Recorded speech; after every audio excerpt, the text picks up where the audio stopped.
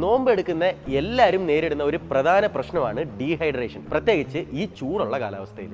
ഈ problem solve ചെയ്യാൻ നിങ്ങളുടെ മിസ്റ്റേക്ക് ഞാൻ തിരുത്തി തരാം. 2 സൊല്യൂഷനും ഈ വീഡിയോയിൽ ഞാൻ പറഞ്ഞുതരാം. അതിനു മുന്നേ ഇതുപോലത്തെ യൂസ്ഫുൾ ടിപ്സിന് വേണ്ടി ഇപ്പം തന്നെ ഈ പേജും ഫോളോ ചെയ്ത് ആർക്കൊക്കെ ഷെയർ ചെയ്യണോ അവർക്കെല്ലാം ഷെയർ ചെയ്ത് കൊടുക്കും. ഒരു ദിവസം മൊത്തം വെള്ളം കുടിക്കാതിരിക്കുന്നു, അതിന്റെ പേരിൽ 2-3 ലിറ്റർ ഷോർട്ട് പീരീഡിൽ കുടിക്കുന്ന ആൾക്കാരാണ് പലരും. അതായത് നോമ്പ് സ്റ്റാർട്ട് ചെയ്യുന്നതിന് മുമ്പ്. ഇങ്ങനെ ഷോർട്ട് ടൈമിൽ ഒരുപാട് വെള്ളം കുടിക്കുമ്പോൾ എന്താണ് സംഭവിക്കുന്നത്? നമ്മുടെ ബോഡി ഇത് ഹോൾഡ് ചെയ്യത്തില്ല. പകരം ഓരോ മണിക്കൂർ ഗ്യാപ്പ് ഇട്ട് നിങ്ങൾ ടോയ്ലറ്റിൽ പോയിക്കൊണ്ടിരിക്കും, യൂറിനേറ്റ് ചെയ്യാൻ. ഇവിടെ നഷ്ടമാവുന്നത് വാട്ടർ മാത്രമല്ല, അതോടൊപ്പം ഇലക്ട്രോലൈറ്റ്സ് കൂടിയാണ്. ഇത് നിങ്ങൾക്ക് ഭയങ്കരമായ ക്ഷീണം തരും. അത് മാത്രമല്ല, നിങ്ങളുടെ ഫാസ്റ്റിംഗ് ബ്രേക്ക് ആവാൻ ചാൻസ് ഉണ്ട്. പ്രോപ്പറായിട്ട് ഹൈഡ്രേറ്റ് ചെയ്യാനും ബോഡിയിൽ വാട്ടർ റീറ്റെയിൻ ചെയ്യാനും നമുക്ക് സോഡിയം, പൊട്ടാസ്യം, മഗ്നീഷ്യം എന്ന് പറഞ്ഞ മിനറൽസ് അത്യാവശ്യമാണ്. ഇതിന് നമുക്ക് 2 സൊല്യൂഷൻ ഉണ്ട്. നമ്പർ 1, നിങ്ങൾ നോമ്പ് തുടങ്ങുന്നതിന് മുമ്പ് ഫുഡൊക്കെ കഴിച്ചിട്ട് പ്ലെയിൻ വാട്ടറിന് പകരം കരിക്കും വെള്ളം കുടിക്കാം. ഇതിൽ നാച്ചുറൽ ഇലക്ട്രോലൈറ്റ്സ് അടങ്ങിയിട്ടുണ്ട്. നമ്പർ 2, ഡെയിലി കരിക്കും വെള്ളം വാങ്ങിക്കാൻ പൈസ ഇല്ലാത്തവർക്ക് പിഞ്ച് ഓഫ് പിങ്ക് സോൾട്ട് നിങ്ങൾ കുടിക്കുന്ന പ്ലെയിൻ വാട്ടറിൽ ആഡ് ചെയ്യാം. ഇത് നിങ്ങളുടെ ദാഹം കൺട്രോൾ ചെയ്യാനും ഒരു ലോങ് പീരീഡിലേക്ക് ഹൈഡ്രേറ്റ് ആയിട്ടിരിക്കാനും